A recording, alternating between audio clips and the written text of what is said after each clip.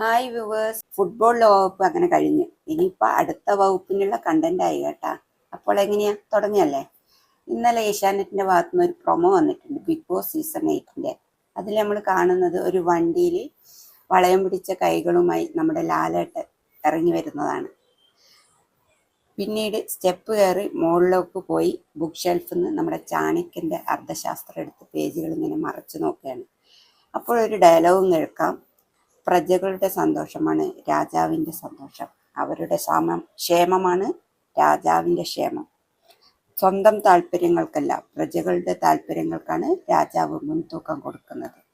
But I am not the king, I am the king maker എന്ന് പറഞ്ഞുകൊണ്ട് big boss season 8 പറഞ്ഞ് നിർത്തുന്നതാണ്. അപ്പോൾ ഇതിൽ നിന്ന് മനസ്സിലാക്കാം, ബിഗ് ബോസ് സീസൺ 8 അടുത്ത് തന്നെ തുടങ്ങാൻ പോവുകയാണ്.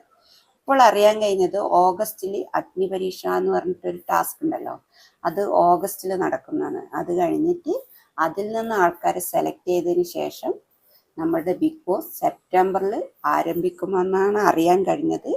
അപ്പോൾ നമുക്കെല്ലാവർക്കും പ്രതീക്ഷിക്കാം, ഉടൻ തന്നെ നമ്മുടെ ബിഗ് ബോസ് സീസൺ 8 വരുമെന്ന്.